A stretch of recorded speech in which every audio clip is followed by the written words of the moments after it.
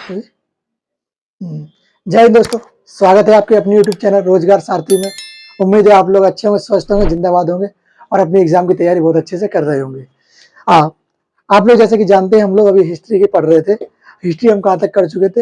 History हम बौद्ध धर्म तक कर चुके थे। अब हम बौद्ध धर्म को खत्म कर चुके थे। अब हम करेंगे बौद्ध धर्म से आगे। जो बौद्ध धर्म से आगे का जो टॉपिक थे वो है जैन धर्म। जैसा कि मैंने आपको पहले ही बता दिया था, बौद्ध धर्म जब पढ़ा रहा था तो मैंने बताया था कि आपको हम जैसे ही बौद्ध धर्म खत्म होगा उसके बाद हम जैन धर्म पे आएंगे। और ये दोनों धर्म ना समकालीन चले हैं, तो हम इन दोनों धर्म को पढ़ना जरूरी है, क्योंकि ये दोनों धर्म एग्जामों में आते ही है। कभी जैन धर्म से प्रश्न पूछता है, कभी बौद्ध धर्म से, और कभी दोनों धर्मों से प्रश्न पूछ लेता है। तो हम आज करते हैं जैन धर्म के बारे में कि जैन धर्म में क्या क्या चीज हुई है, कितने तीर्थंकर हुए हैं, तीर्थंकर किनको बोला जाता है, और इसमें कितनी संगतियां हुई हैं, इसमें कौन से तीर्थंकर इसके वास्तविक संस्थापक हैं, और इसमें कितने भागों में डिवाइड हुए हैं। जैसे श्वेतांबर और एक वो दो भाग डिवाइड थे ना, श्वेतांबर और एक था, एक दो भागों में डिवाइड था। तो अब वो दो भाग जानते हैं। चलिए पहले जानते हैं इनके बारे में क्या क्या है। जैसे जैन धर्म, जैन धर्म कौन सा? जैन धर्म वो धर्म जिसमें जो जैन जैन लोगों को माना जाता है, उन लोगों ने अपनाया। अब जैन धर्म एक नया धर्म था उस समय के लिए, पर अभी के लिए तो नॉर्मल है। अब वो जानते हैं जैन धर्म में कुल तीर्थंकर कितने हुए हैं? जैन धर्म में कुल तीर्थंकर 24 हुए हैं। तीर्थंकर किन्हें कहा जाता है? तीर्थंकर वो होते हैं जो किसी धर्म को एक प्रोसेस वाइज प्रोसेस चलाते हैं। जैसे मान लो बौद्ध धर्म को, बौद्ध धर्म में गौतम बुद्ध थे, उन्होंने चलाया, फिर उसके बाद और कोई आया, फिर उसके बाद कोई और आया। जैसे गौतम बुद्ध के शिष्य आनंद, फिर उनके बाद उन्होंने चलाया, फिर ऐसे ऐसे करके तीर्थंकर होते गए हैं। तो बौद्ध धर्म में तो एक माने जाते हैं मैन गौतम बुद्ध, पर वहां पे तीर्थंकर नहीं थे, यहाँ पे तीर्थंकर बोले जाएंगे इन लोगों को। जैन धर्म में तीर्थंकर का प्रयोग किया जाता है। तो जैन धर्म में जो तीर्थंकर हुए कुल हुए 24, जो इस धर्म को आगे बढ़ाया है, जिन्होंने धीरे धीरे करके प्रोसेस बाय प्रोसेस आगे बढ़ाया है। अलग अलग तीर्थंकर 24 तीर्थंकर है। 24 तीर्थंकरों में से हम कुछ जो इंपॉर्टेंट तीर्थंकर है, जो जरूरी है, जो पेपर में हर समय पूछे जाते हैं। प्रीवियस ईयर आप उठा के देखोगे तो इसमें भी पूछा गया है, कभी ना कभी प्रीवियस ईयर में भी पूछा गया कि हाँ ये तीर्थंकर कौन से धर्म से संबंधित थे, या इन तीर्थंकरों के बारे में बताएं। या आप पूछ लेगा महावीर स्वामी कौन से नंबर के तीर्थंकर थे, तो हम बोल सकते हैं महावीर स्वामी 24वें नंबर तीर्थंकर थे। या पूछ लेगा पहले तीर्थंकर कौन से, तो हम बोल सकते हैं पहले तीर्थंकर ऋषभवेद जी थे, ऐसे ना। तो ऐसे और भी तीर्थंकर आए, जैसे 23वें तीर्थंकर पूछ लेगा, सेकंड पूछ लेगा, थर्ड पूछ लेगा। सेकंड से लेके फर्स्ट से लेके थर्ड तक, और 23 से लेके 21 से लेके 24 तक, इतने ही पूछे जाते हैं। बीच वाले कोई इतने नहीं पूछता, क्योंकि आपको ही पता है कि ज्यादातर लोग पहले से लेके तीसरे नंबर तक लास्ट के याद रखते हैं, बीच का कोई ध्यान नहीं रखता। आपको भी शायद ऐसा पता होगा कि हाँ ये चीज ज्यादातर होती है। तो अब जानते हैं थोड़ा इसके बारे में। अच्छा, ये हमें तीर्थंकर के बारे में पता कहाँ से चला, किस पुस्तक से पता चला? तो ये पुस्तक है कल्पसूत्र। कल्पसूत्र नामक पुस्तक है, उससे हमें तीर्थंकरों के बारे में पता चला कि कुल तीर्थंकर कितने हैं। ये कल्पसूत्र किसने लिखी? ये कल्पसूत्र भद्र बाहु ने लिखी। भद्र बाहु ने लिखी है। ये बहुत ही महत्वपूर्ण पुस्तक है कल्पसूत्र। ओके, अब आते हैं मेन बात पे कि इसके संस्थापक कौन है। इसके संस्थापक तो ऋषभवेद है, पर इसके वास्तविक संस्थापक कौन है वो हम आगे जानेंगे। इसके वास्तविक संस्थापक कौन है जैन धर्म के? इन्होंने क्या दिया? इन्होंने अहिंसा दी और अपरिग्रह दिया। इन्होंने कहा कि अहिंसा मत करो और अपरिग्रह, घर से बाहर रहो। तो ये क्या, इन्होंने दो वो दिए, सिद्धांत दिए। ओके, अब ये जो जैन धर्म है ये किस सभ्यता के समकालीन था? जैन धर्म किस सभ्यता के समकालीन था? जैन धर्म, जैसा कि हम कहते हैं, जैन धर्म सिंधु घाटी सभ्यता के समकालीन था। जब सिंधु घाटी था सभ्यता थी तो उस समय जैन धर्म भी था। तो ये दोनों सभ्यता ये दोनों बोल सकते हैं, एक सभ्यता और एक धर्म, ये दोनों एक साथ समकालीन चल रहे थे। जिस समय सिंधु घाटी थी उस समय जैन धर्म भी था। तो हम कहेंगे ये दोनों एक दूसरे के समकालीन थे, है ना। अब जानते हैं इसमें पहले तीर्थंकर कौन हुए। तो जैसे मैंने आपको पहले बताया कि इसके संस्थापक ही ऋषभवेद है, तो तीर्थंकर भी ऋषभवेद ही होंगे। तो इसके पहले संस्थापक कौन है? ऋषभवेद जी। ऋषभवेद जी जैसे इसमें तीर्थंकर हुए ना, तो उनका कुछ प्रतीक चिन्ह बोला गया कि जैसे ऋषभवेद का होगा सांड, किसी का सर्फ होगा, किसी का कुछ, किसी का कुछ। तो ये इनके तीर्थंकरों के प्रतीक चिन्ह बोले गए। तो जो ऋषभवेद जी, उनका प्रतीक चिन्ह क्या है? उनका प्रतीक चिन्ह है सांड। ऋषभवेद जी का प्रतीक चिन्ह क्या है? सांड। ओके, और इनका उपनाम क्या है? उनके उपनाम भी है कि इनको और किस नाम से जाना जाता है। तो इनको एक तो केसरिया देव और इन्हें आदिनाथ, आदिनाथ कहा जाता है। इसका जानकारी हमें कहाँ से मिलेंगे, या उपनाम की जानकारी हमें कहाँ से मिली कि इनका उपनाम और क्या है? तो इनकी जानकारी हमें मिलती है ऋग्वेद से। ऋग्वेद में इसके बारे में वर्णन किया गया है कि इनके उपनाम ये थे। कौन से?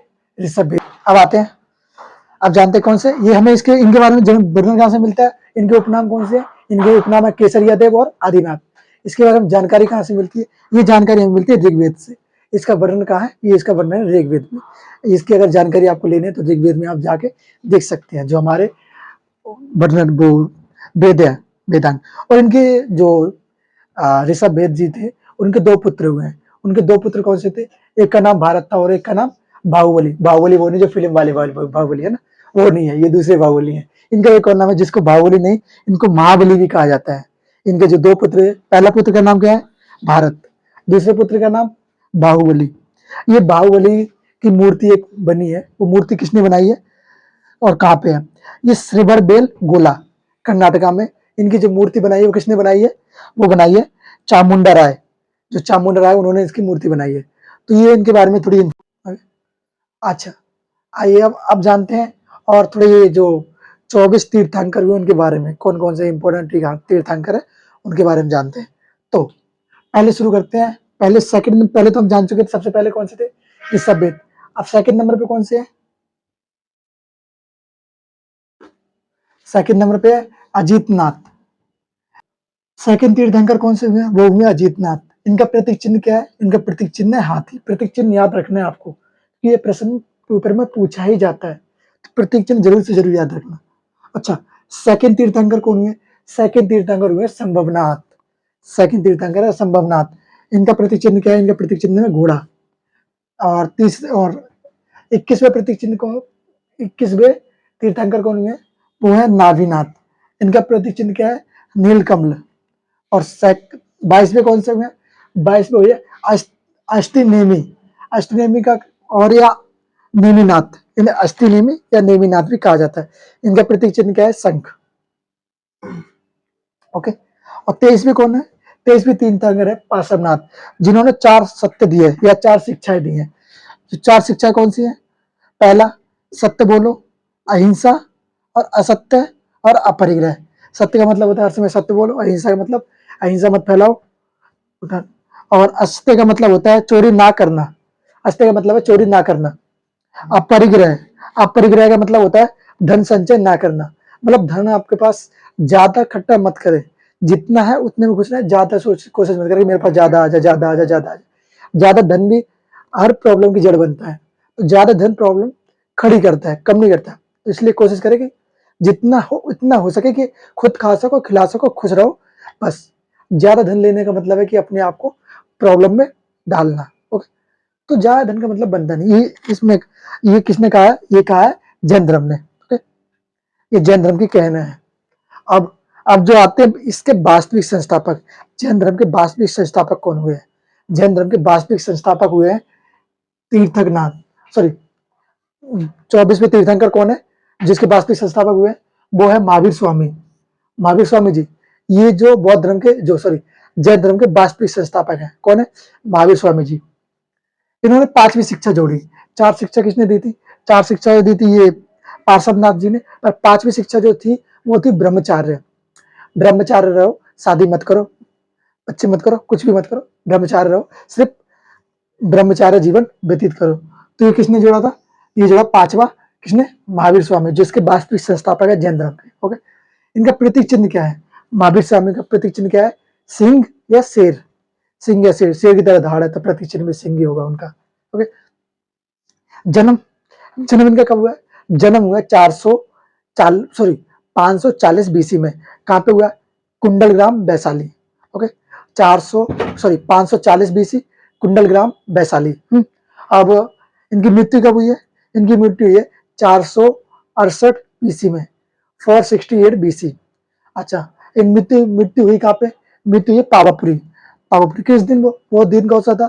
उस दिन दिवाली थी, जिस दिन इनकी मृत्यु हुई ना उस दिन दिवाली थी, तो दिवाली के दिन। ओके, इनके पिता का नाम क्या था? इनके पिता का नाम था सिद्धार्थ। इनके पिता, अगर आप सोच रहे हो कि आपके दिमाग में आ रहा है कि इनके पिता बौद्ध बौद्ध जी थे, नहीं, वो उनके पिता नहीं थे। उनका नाम और इनके पिताजी का नाम मैच करता है, पर वो पिता नहीं थे इनके, वो समकालीन थे। ये और वो जो महावीर स्वामी जी हैं, ये दोनों लोग समकालीन थे। तो ये कभी मैं सोचना कि इनके पिताजी का नाम वो बौद्ध जी है, नहीं, इनके पिताजी बौद्ध जी नहीं है। तो ये बौद्ध धर्म से पहले का धर्म है, अगर माना जाए तो ये जैन धर्म बौद्ध धर्म से पहले का धर्म है। तो ये इनके पिताजी का नाम क्या था? सिद्धार्थ। इनके पिताजी किस वंश से संबंधित थे? वो थे जात्रक वंश से, जात्रक या इक्ष्वाकु वंश। किस वंश से? जात्रक या इक्ष्वाकु वंश। ओके, हम कहेंगे कि ये किस वंश से संबंधित थे? जात्रक या इक्ष्वाकु वंश। ओके, बताइए दोस्तों, आप थोड़ा और जानते हैं इनकी माता के नाम, इनके पुत्री का नाम, इनके बचपन का नाम। महावीर स्वामी के माता का नाम क्या था? महावीर स्वामी जी की माता का नाम था त्रिशला। जो इनकी माता जी वो किस वंश से संबंधित थी? वो थी लिच्छवी वंश से। ये जो राजा चेतक थे उनकी बहन थी, राजा चेतक की बहन। ओके, इनके बचपन का नाम क्या था? इनके बचपन का नाम था वर्धमान। जो गौतम बुद्ध थे, गौतम बुद्ध जी थे, उनके बचपन का नाम क्या था? उनके बचपन का नाम वर्धमान। वर्धमान। उनकी पत्नी गौतम बुद्ध जी की, सॉरी, महावीर स्वामी जी की पत्नी का नाम क्या था? वो था यशोधरा। और महावीर स्वामी जी के बचपन का नाम क्या था? वो था वर्धमान। पत्नी का नाम यशोधरा। ये इनकी पत्नी का नाम और गौतम बुद्ध जी की पत्नी का नाम सेम ही था, यशोधरा यशोधरा। तो आप देख रहे हो कि इनसे और उनसे कितनी बातें मिलती जुलती हैं। दोनों महापुरुष हुए, इन दोनों महापुरुषों की कितनी चीजें ज्यादातर मिलती जुलती हैं। महावीर स्वामी जी के जो पिताजी का नाम है वो सिद्धार्थ है, और जो गौतम बुद्ध जी, उनका खुद का नाम सिद्धार्थ है, और गौतम बुद्ध जी की जो पत्नी है उनका नाम यशोधरा है, और इनकी जो पत्नी है उनका नाम भी यशोधरा है। तो ज्यादातर चीजें इन दोनों से मिलती जुलती हैं। तो ये दोनों महापुरुषों की, ये देख रहे हो ना कैसे मिल रही हैं दोनों चीजें। तो इसे कहते हैं संयोग नहीं कहते, संजोग कहते हैं। पुत्री, इनकी पुत्री का नाम क्या था? अनुजा प्रियदर्शी।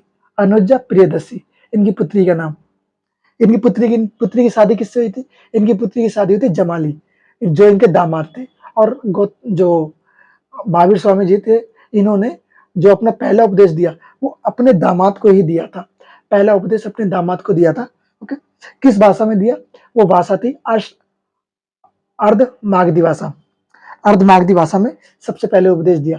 बाद में जो है ना जैन धर्म की भाषा कौन सी बनी? बाद में जैन धर्म की भाषा बनी जाके प्राकृतिक। बाद में प्राकृतिक भाषा बनी, पहले थी अर्धमागधी, बाद में प्राकृतिक भाषा बनी। तो इनके दामाद का नाम क्या था? जमाली। पहला उपदेश इन्हें ही दिया, भाषा अष्टमागधी भाषा। उसके बाद भाषा कौन सी हुई? उसके बाद हुई इनकी प्राकृतिक भाषा। इन्होंने 2 अवस्था में तपस्या करी। पहले 30 वर्ष की अवस्था थी, तो ये अपना घर छोड़ दिया, अपने भाई से अनुमति लेकर। नंदीवर्धन इनके भाई थे, अपने भाई नंदीवर्धन से अनुमति लेकर इन्होंने गृह त्याग कर दिया। गृह त्याग करने के बाद ये 6 वर्ष तपस्या की, सॉरी 6 वर्ष अपने मित्र मखाली गोसाल, अपने मित्र मखाली गोसाल, जो कि मखाली गोसाल कौन जी है? ये मखाली गोसाल आजीविका संप्रदाय के प्रतिपादक है। ये आजीवक संस्था के प्रतिपादक हैं। इनके दोस्त इनके साथ रहे, इनके साथ ये गए। उसके बाद इन्होंने 12 वर्ष तपस्या करी। महावीर स्वामी जी हैं, इन्होंने 12 वर्ष तपस्या करी। 12 वर्ष जो तपस्या करी इन्होंने 2 भाग में करी। पहले वर्ष इन्होंने तपस्या करी, वो कहाँ करी? अशोक वृक्ष के नीचे। कहाँ पर? स्वर्णबालिका नदी पर, है ना। पहले वर्ष तपस्या करी, वो करी अशोक वृक्ष स्वर्णबालिका नदी पर। दूसरे में 11 वर्ष 6.5 माह, मतलब 6.5 महीने। 11 वर्ष 6.5 महीने तपस्या कहाँ करी इन्होंने? 11 वर्ष 6.5 महीने उन्होंने तपस्या करी है साल वृक्ष के नीचे। और नदी कौन सी थी? वो नदी थी रुजुपालिका। नदी आपको जरूर से जरूर याद रखनी है। इधर देखो, इधर सामने देखो, नदी देखो, नदी, ये वाली नदी रुजुपालिका जो नदी दिख रही है ना आपको, यही, इस नदी के नीचे करी है ना तपस्या। ये चीज याद रखनी है आपको, ध्यान रखो, है ना, जरूर से जरूर। ओके, ये चीजें होगी इनके बारे में जानकारी। अब ये जो महावीर स्वामी जी थी, इनके बारे में इन्फॉर्मेशन होगी। भाई ध्यान से देखो, इधर देखो, इधर एग्जाम के पॉइंट ऑफ व्यू से पढ़ा रहा हूँ भाई। फोकस करो, फोकस आना है एग्जामों में। अगर दिमाग में घुसेगा तभी आएगा। तो इधर देखो, फिर आ जाओ, वापिस आओ। जैसे इनका नाम क्या है? किस नदी पे किया? अब इन्होंने तपस्या कितने वर्ष करी? बोलेंगे 12 वर्ष। 12 वर्ष को भी 2 भागों में डिवाइड किया इन्होंने। पहली बार तपस्या कहाँ करी? 1 वर्ष करी तपस्या कहाँ पे? अशोक वृक्ष, अशोक वृक्ष किस नदी पर? स्वर्णबालिका नदी पर। दूसरे दूसरे भाग में इन्होंने 11 वर्ष 6.5 माह करी, किस नदी पर? वो थी वो ऋजुपालिका नदी। किस वृक्ष के नीचे? वो थे साल वृक्ष। ओके, ऋजुपालिका नदी, साल वृक्ष। ये बात होगी इनके बारे में। अब आप जानते हैं थोड़ा और इनके बारे में आगे, तो चलिए आइए दोस्तों, आप जानते हैं थोड़ा और उनके बारे में। तो जैसा कि आप देख रहे हैं कैविल्य, कैविल्य का मतलब होता है आत्मा व शरीर को के बीच, आत्मा व शरीर के बीच को कैविल्य कहा जाता है। जिन, जिन का मतलब क्या होता है? खुद की इच्छाओं पर विजय पाना, मतलब खुद में जो इच्छा है ना, अंदर से जो इच्छा होती है शरीर में, उनके ऊपर विजय प्राप्त कर लेना, उसे कहते हैं, कहा जाता है जिन। तो खुद की इच्छाओं पर विजय प्राप्त कर लेना जिन कहलाता है। निग्रंथ का अर्थ क्या है?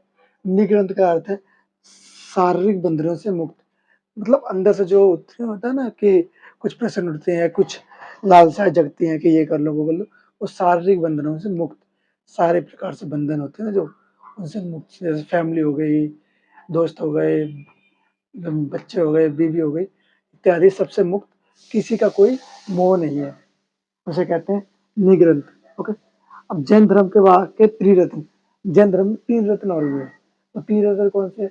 सम्यक ज्ञान, सम्यक दर्शन, सम्यक आचरण। सम्यक सम्यक दर्शन, सम्यक ज्ञान, सम्यक आचरण। ओके, ये 3 रत्न हैं जैन धर्म के। अब जैन धर्म में समिति हुई है। ये समितियां आपको याद रखनी है, कब कब हुई है, कहाँ पे हुई है। जैन धर्म की 3 समितियां हुई हैं, 2 समितियां हुई हैं। जैन धर्म में सिर्फ और सिर्फ 2 ही समिति हुई है। कौन कौन सी है? पहली 300 बीसी में, कहाँ पे? पाटलिपुत्र, बिहार। किसके समय अध्यक्ष कौन थे? अध्यक्ष थे शूलभद्र। और दूसरी क्या हुई है? दूसरी हुई है 512 में, 512 में। इसमें अध्यक्ष कौन थे? सॉरी, स्थान कौन सा था? वल्लभी, वल्लभी गुजरात। इसमें अध्यक्ष कौन थे? इसमें अध्यक्ष थे देवादित्य श्रवण श्रमण, ये इसमें अध्यक्ष थे। तो कितनी हुई है टोटल? हम कह सकते हैं कि 2 संगति हुई है। इसमें जैन धर्म में हम कहेंगे जैन धर्म में 2 संगति हुई है। ओके, अब जैन धर्म के कुछ कास्य बोले गए हैं। जैन धर्म के कितने कास्य हैं? जैन धर्म के 4 कास्य हैं, सॉरी 3 कास्य हैं। कौन कौन से कास्य हैं जानते हैं? पहला क्रोध, दूसरा माया, तीसरा मन। ये क्रोध, माया, मन, इन पर काबू कर लिया तो आप सब कुछ प्राप्त कर सकते हो। तो ये है कास्य, क्रोध, माया, मन, इन पे काबू करना बहुत ही जरूरी है। जिसने इस पे काबू कर लिया वो कैवल्य कहलाएगा, जैसे कि महावीर स्वामी जी कैवल्य कहलाए। जैन साहित्य को जैन साहित्य को आगम नाम से भी जाना जाता है। जैन साहित्य को आगम कहा जाता है। आगम में क्या चीज है? आगम में 14 पूर्व, 12 उपांग और 16 छंद दिए गए हैं। आगम में क्या? 14 पूर्व, 12 उपांग और 6 छंद दिए गए हैं। 6 छंद दिए गए हैं। अब थोड़ा और जानते हैं इनके बारे में कि जो जैन धर्म था वो कितने भागों में डिवाइड हुआ। जैसे कि जैन धर्म 2 भागों में डिवाइड हुआ था, श्वेतांबर एवं दिगंबर, 2 शाखाओं में डिवाइड हुआ। श्वेतांबर के अध्यक्ष कौन रहे, दिगंबर के अध्यक्ष कौन रहे, और ये लोग क्या पहनते थे, ये कौन सी, मतलब किस किस वजह से परिवर्तन हुए, इनमें क्या क्या परिवर्तन हुए, कौन सी नई उसको अपनाने लगा, कौन सी पुरानी को अपनाने लगा, ये लोग कहाँ बसे, कुछ उत्तर में बसे, कुछ दक्षिण में बसे। आइए अब जानते हैं थोड़ा और जैन धर्म की 2 शाखाओं के बारे में। जैसा कि मैंने आपको बताया था कि जैन धर्म 2 भागों में डिवाइड हुआ था। कौन सा था? एक श्वेतांबर और एक दिगंबर। श्वेतांबर के लोग कौन से थे? श्वेतांबर और दिगंबर। श्वेतांबर के सबसे पहले जानेंगे अध्यक्ष कौन थे। तो श्वेतांबर के अध्यक्ष थे शूलभद्र और दिगंबर के अध्यक्ष कौन थे? भद्रबाहु। पहले श्वेतांबर के बारे में जानेंगे, फिर दिगंबर के बारे में जानेंगे। जानते पहले श्वेतांबर के अध्यक्ष शूलभद्र। श्वेतांबर लोग क्या करते थे? ये सफेद वस्त्र धारण करते थे।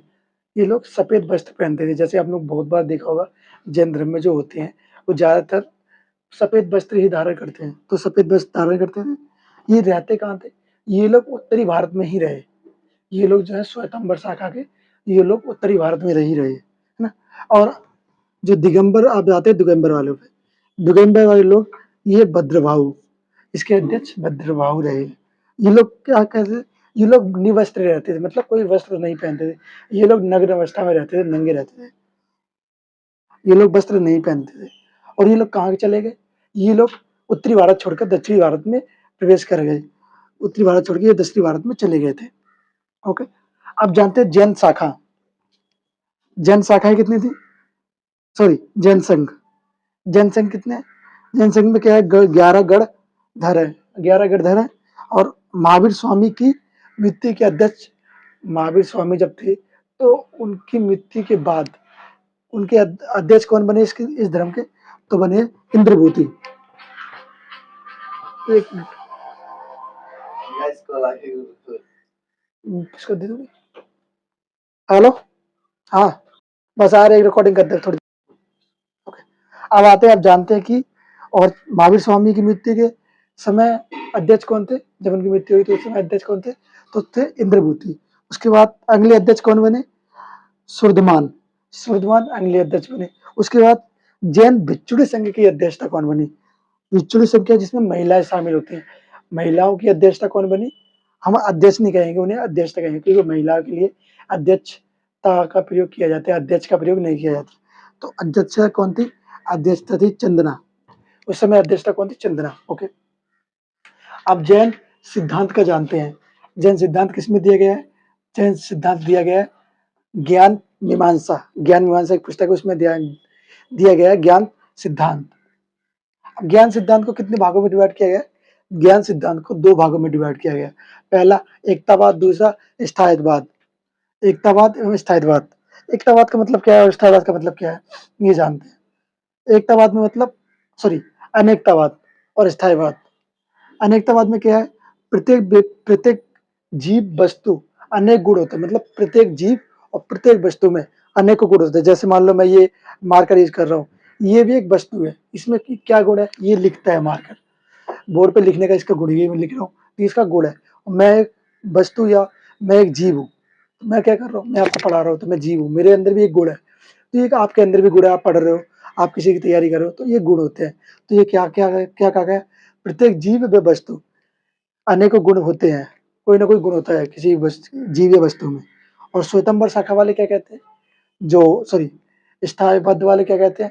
ये कहते हैं अनेक गुणों को केवल्य ही जान सकते हैं, मतलब जो अनेक गुण है ना, उन्हें सिर्फ केवल्य ही समझ सकते हैं। जैसे कि महावीर स्वामी, वो केवल्य कहलाए जब उन्हें ज्ञान की प्राप्ति हो गई, तो वो इस ज्ञान को सिर्फ केवल्य ही समझ सकते हैं, अनेकों गुणों को। और नास्तिक, नास्तिक किसमें आता है? नास्तिक आता है अनेकतावाद में। नास्तिक का मतलब क्या है? जो वेदों को अप्रामाणिक मानता है, जो वेदों को मानता ही नहीं कि वेद थे, ये थे, वो थे, तो उसे कहते हैं नास्तिक। जो नास्तिक है, तुझे कुछ नहीं आता तो नास्तिक है, तो उसको कहते हैं नास्तिक। इसके प्रतिपादक कौन रहे हैं? वो रहे हैं अजीबक संप्रदाय के जो अध्यक्ष थे वो। ओके, और साईवाद में क्या है? अब हम यहाँ तक जानते हैं अनेक गुणों के को केवल्य कहते हैं। ओके, अब इसको क्या कहते हैं? क्या कहते हैं? आस्तिक। आस्तिक जो वेदों को प्रमाणिक मानता है, जो मानता है हाँ कि वेद थे, उसे कहते हैं आस्तिक। अब इसके सरदर्शन और है, सरदर्शन कौन है वो हम जानते हैं। फिर उसके बाद जैन धर्म और बौद्ध धर्म के बीच में उनके बीच में कंपैरिजन करेंगे कौन से में क्या है, और उस समय शासक कौन कौन से थे। जैन धर्म में शासक कौन से थे, बौद्ध धर्म में शासक कौन से थे, ये लोग हम कंपेरिजन करके उसके बाद ये चैप्टर यहीं पे खत्म हो जाएगा। और वीडियो ज़्यादा लंबी होनी नहीं चाहिए, मैं कोशिश करता हूँ जितनी कम रहे और चीज़ें सारी समझ में आए, क्योंकि चीज़ें जब तक समझ में नहीं आएंगी भले ही वीडियो मैं कम में निपटा दूँ, पर बात वो है कि आधी चीज़ें समझोगे आधी नहीं समझोगे। तो मैं सोचता हूँ कि वीडियो भले ही लंबी हो जाए, चीज़ें सारी समझ में आ जाए। मैं अगर इस वीडियो में अगर लंबा हो तो मैं 2 भाग बना दूंगा, पर चीज़ें पूरी समझ में आनी चाहिए। आइए अब थोड़ा जानते हैं षड दर्शन के बारे में। षड दर्शन कौन से हैं? तो वो 6 दर्शन है, वो इम्पोर्टेंट कौन कौन लोगों ने 6 दर्शन दिए हैं। पहले है गौतम बुद्ध, उन्होंने क्या दिया है? गौतम बुद्ध जी ने दिया है न्याय दर्शन। गौतम बुद्ध जी ने कौन सा दिया? न्याय दर्शन। कपिल जी ने क्या दिया है? वो दिया है सांख्य दर्शन। कपिल जी ने क्या है? कपिल मुनि, उन्होंने दिया है सांख्य दर्शन। कसब ने क्या दिया? कसब ने दिया वैश्विक दर्शन। पतंजलि, पतंजलि ने क्या दिया? योग दर्शन, जो हम लोग योगा वगैरह करते हैं, वो कहाँ से आया, किसने दिया? ये है पतंजलि। और जेमिनी ने क्या दिया? जेमिनी ने दिया पूर्व मीमांसा। जब भैया पूर्व मीमांसा जेमिनी ने दिया, उत्तर मीमांसा किसने दिया? तो उत्तर मीमांसा बादरण ने दिया। उत्तर मीमांसा मीमांसा बादरण ने दिया। आप थोड़ा जानते हैं कि इनके जो बौद्ध धर्म और जैन धर्म में क्या कौन-कौन से शासक शामिल थे, जो इन दोनों को मानते थे। कोई ऐसा शासक जो जो दोनों को मानता था, कौन-कौन से शासक थे? तो चलिए जानते हैं। पहला, ये बौद्ध धर्म में जो हर्ष, ये एक ट्रिक से याद कर सकते हैं, जैसे ये ट्रिक क्या है कि हर्ष के बापू जी, हर्ष के बापू जी, ह से हर्षवर्धन, के से कनिष्क और बी से बिंबिसार, ए से अशोक, पी से प्रसेनजीत और यू से उदयन और जी से गोपाल, जो कि पाल वंश के शासक थे। तो हम कह सकते हैं कि ये कैसे होगा? हर्ष के बापूजी, हर्ष के बापूजी। ये ट्रिक आप लोग याद रखना, हर्ष के बापूजी, बौद्ध धर्म के मानने वाले शासकों के नाम ऐसे याद हो जाएंगे, हर्ष के बापूजी। अब जैन धर्म में आते हैं। जैन धर्म में खारवेल, अजातशत्रु, अमोघवर्ष, चंद्रगुप्त मौर्य, उदयन और संप्रीति। इसकी ट्रिक तो नहीं बन पा रही है, बट एक तरीका कर सकते हैं, के ए सी एस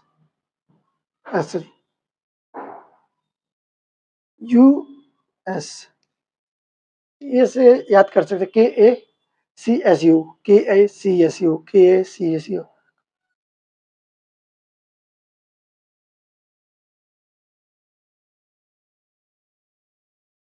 तो ये ट्रिक खुद भी होड़े जो बना लेते हैं याद करने के लिए कि आसानी से याद हो जाए।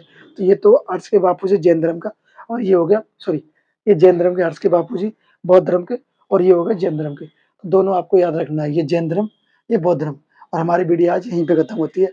अगर वीडियो आपको अच्छी लग रही है तो आप लाइक कीजिए, कमेंट कीजिए और सब्सक्राइब कीजिए, और वीडियो को ज़्यादा से ज़्यादा दोस्तों के पास, अपने जो पढ़ने वाले दोस्त हैं, दिल्ली पुलिस की तैयारी कर रहे हैं या अन्य किसी वनडे एग्जाम की तैयारी कर रहे हैं, तो उनके पास ज़रूर वीडियो शेयर करें, जिससे हमारी वीडियो और भी लोगों के पास जाए और उन्हें पढ़ने का मौका मिले। हम लोग फ्री ऑफ कॉस्ट पढ़ा रहे हैं, कोई चार्जेस नहीं ले रहे हैं। तो कोशिश करें ज़्यादा से ज़्यादा लोगों के पास शेयर कर सकें। अगर वीडियो आपको अच्छी लग रही है तो ज़रूर शेयर कीजिए और कमेंट करके हमें ज़रूर बताइए कि आपको वीडियो कैसी लग रही है। अगर वीडियो अच्छी लग रही है तो अच्छी बात है, नहीं लग रही तो हमें बताएँ कैसी वीडियो, हमें और क्या इम्प्रूवमेंट करना चाहिए अपने अंदर, या वीडियो के अंदर क्या इम्प्रूवमेंट करना चाहिए। अगर कंटेंट में जितना कोशिश कर रहा हूँ अच्छे से अच्छा कंटेंट दूँ, तो ये कंटेंट बहुत ही अच्छा है। आपके जो एग्ज़ाम से लेवल के वो बराबर है एग्ज़ाम के लेवल के कंटेंट। ओके, तो लाइक कीजिए, कमेंट कीजिए, वीडियो को शेयर कीजिए और जय हिंद, जय भारत।